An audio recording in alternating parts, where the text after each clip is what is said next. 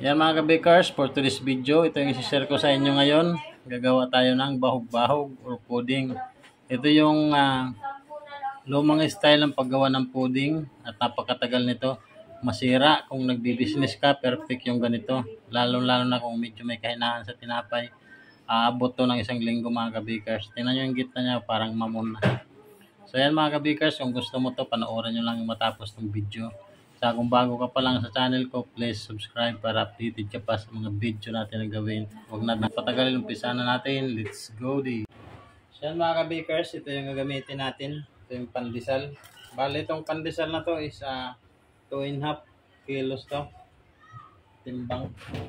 So ang unang gagawin natin is punit-punitin lang natin siya ng medyo maliliit. So, kung napansin nyo, dito ko siya ginawa kasi para mas madaling mamasa. Pwede naman na doon lang sa planggana na maliit. Tapos, lagyan nyo lang ng maraming tubig.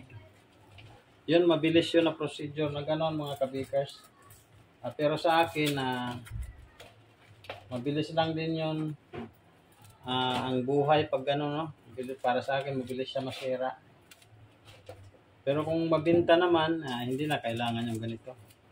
So ito, bihira ko lang to gawin kasi bihira lang din ako dito makapag-binta ng pudding. So kadalasan talaga ginagawa ko yung ganon. Yung ibababad ko siya sa tubig, tapos babalikan ko siya maya-maya, malambot na, diretso na siya, mabilis talaga siya. Ito kasi yung ganitong style, yung old style to ganito, mga kabikers sa paggawa. Doon ko pa ito na tutunan dati nung bata pa ako sa probinsya. Meron na kaibigan doon na mga master baker. Mga master baker talaga noon mga kabikers. No? Pag sinabing master baker sa probinsya, yung mga matatanda. Ako, mga stricto pa yon sa sa may-ari. Kasi kailangan pag helper ka doon, kailangan susunod ka kung anong may utos. Kasi pag hindi ka sumunod, apotbul ka kaagad. Kasi ang katwiran kasi ng amo doon sa probinsya, nag-helper kasi ako dati, na madali lang maghanap ng helper. O nga naman, kaysa master baker. Pero nakita mo naman yung magawa noon, mga master baker dati ng mga matatanda doon sa probinsya. So ngayon kasi marami ng master baker. Madali na lang kasi ngayon procedure ng tinapay. Manood ka na lang sa mga video, pwede ka nang gumawa. So pag ganito mga kabakers, dahan-dahan natin lagayan ng tubig. So yan ganyan, binabasa lang nila to ng pakunti-kunti. Hindi talaga kagaya ng ngayon na babaran mo lang agad siya ng marami. Tapos pagbalik mo, malambot na. Yan, ganun ang ginagawa nila noon. Minamasa nila ng hanggang madurog. Yan. Maramihan yan. Ginagawa nila mga kapikas. Minsan mga puno pa nito. Ito pang 1 tray lang itong gagawin natin. Yan.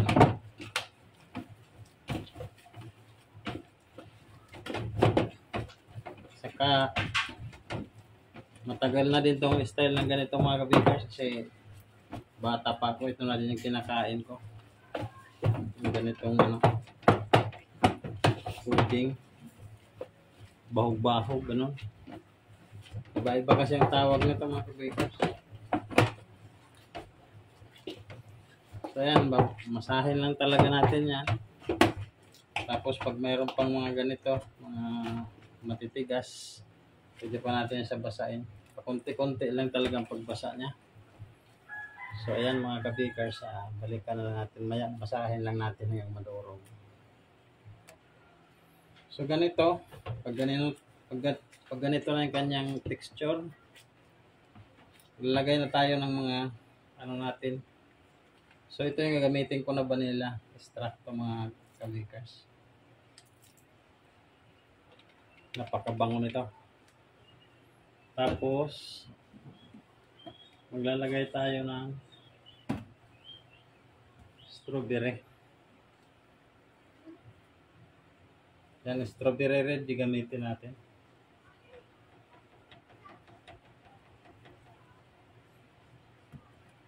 Yan, mga ganyan lang, 1/8 tablespoon.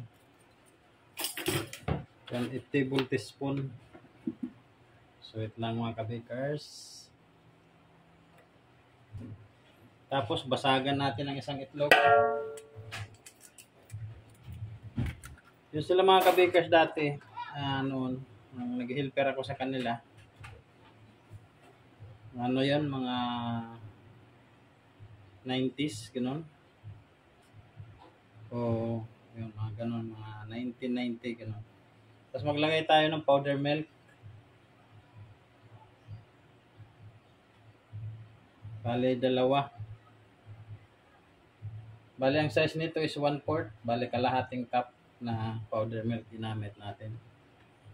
Hindi na sila naglalagay ng iba, pero naglalagay sila ng powder milk. Ayan. Tapos maglalagay tayo ng half tablespoon na dry yeast. Ayan, lagyan natin yan. Tapos maglagay tayo ng harina. Ayan. 150 grams mga kabakers yan. Hindi ko muna ubusin. Tapos maglalagay tayo ng 100 grams na margarine. Tapos mamasahin natin to. Ayan. I-mix lang natin yung mga ingredients natin. So kagaya pa rin kanina, habang nagmi-mix tayo, pwede rin tayo dito magdag-add ng pakunti-kunting tubig. Yan, hanggang makuha na natin yung ating gustong texture, no? Yan. So yan, maglalagay tayo din ulit pakunti-kunting tubig lang. Tapos mamasahin din natin ulit.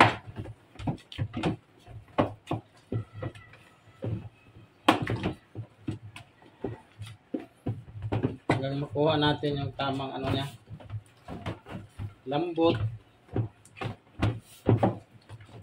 So ganito talaga ang paggawa ng pudding doon sa probinsya dati, yung mga old na style na paggawa. Pero ngayon mga kabakers, madali na lang. Pero nakaganda nito, para pag ganito yung paggawa mo, ang tibay ng ano nito, mahaba yung bago siya masira, gano'n. Doon nga, tag-ilang araw. Yung mga ibinibenta doon sa mga tagal nun. Mga ilinala ko sa mga tindahan. So, ayan.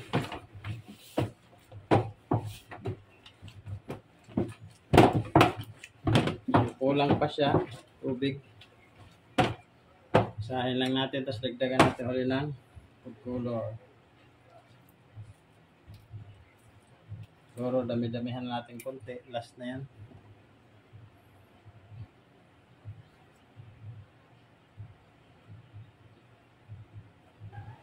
Yan.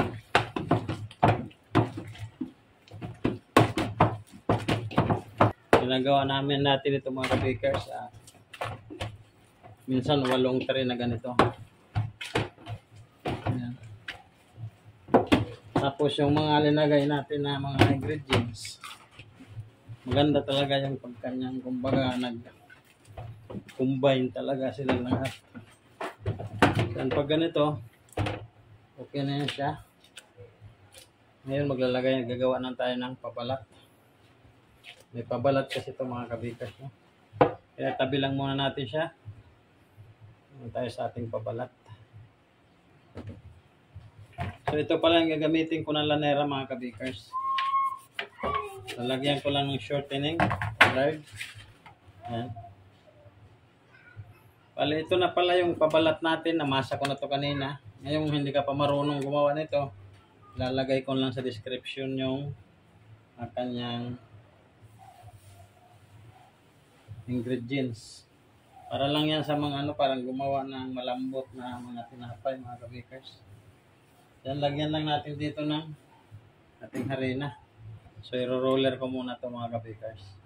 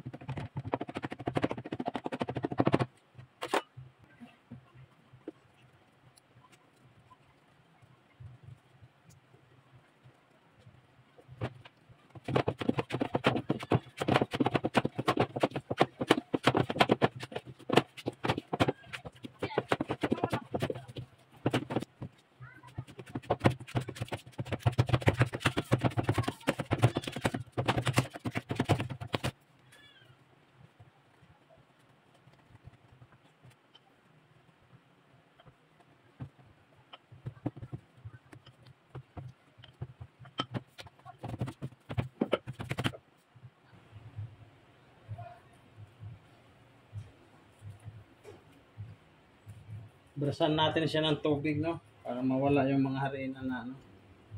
Para kumapit yung, ano natin, pabalat. Yan.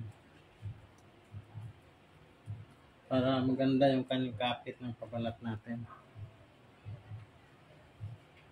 Yan. Lagay na natin.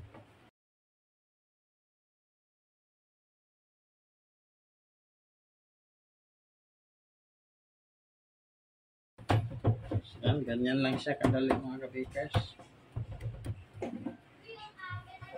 Tapos tanggalan lang natin gilid. Ganyan.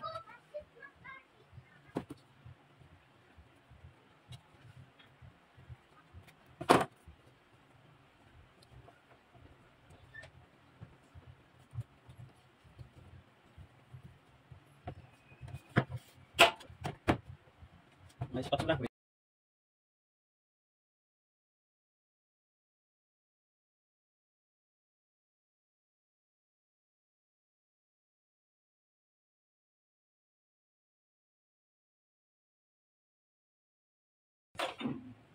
Ang asukal pala nito mga kabakers, 200 grams. Hindi ko nagpakita paglagay.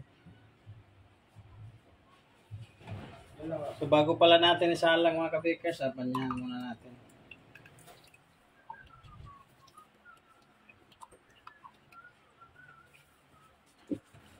Yan, banyan lang natin itlog. Tapos ang pagsalang nito mga kabakers ay isasabay lang natin sa mga linuluto natin mga tinapay. Okay, salang na natin. Hintayin nyo na lang mamaya kung ano yung texture nitong ginawa natin. So yan mga kabakers, naloto na natin siya. Bali umabot siya ng 20 minutes kasi sinasabay lang natin yan sa pagluto. Nagluto kasi tayo ng mga buns na mahihina lang yung apoy. Yan. So papalamigin ko lang ito mga kabakers tapos i-slice natin mamaya. Abangan nyo na lang. Siguro pag palamig nito mga 30 minutes or 1 hour. Ganun. Kailangan malamig na malamig siya. Isa din siya nagpapahaba ng buhay ang tinapay kung papalamigin natin siya mabuti bago natin siya i-display para hindi siya nagpapawis. Kasi pag nagpawis siya doon mag-uumpisa yung pagka-amag na kasira ng tinapay. So mamaya mga kabakers, update na lang natin. Kabakers, after 1 hour, malamig na yung ating bahog-bahog or pudding. Slice natin, bali 4 yung haba nito mga kabakers.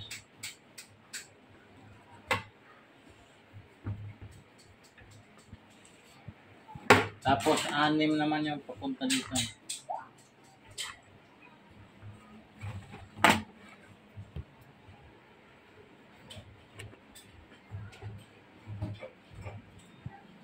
Ayan, go.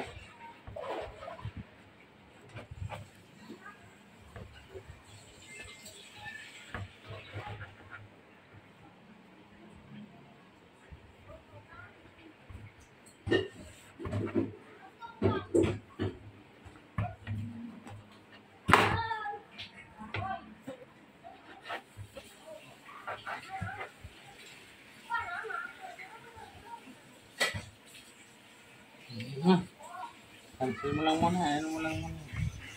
Mga kabikers, ito na ang finished product ng ating bahog-bahog or pudding. So ayan, napakaganda ng kanyang yan. Pag ganyan, no, napakaganda ng kanyang, parang mamon na yung kanyang texture. Oh. Yan, ito yung sinasabi ko na ang tagal nito masira pag ganitong procedure ng paggawa ng pudding. Kahit isang linggo nito mga kabikers, aabot to siya. Maniwala kayo sa akin. Subok ko na to. Ito yung finished product natin. Maraming salamat. Kung nakaabot kang dito sa video na to, maraming salamat. At sa mga nagla-like, nag-subscribe natin, maraming salamat sa inyo mga kabikers. Kung hindi ka pa nakapag-subscribe, please subscribe na to my channel para updated ka pa sa mga video natin ang gawin. So yan, hanggang dito na lang. Maraming salamat. Bye-bye.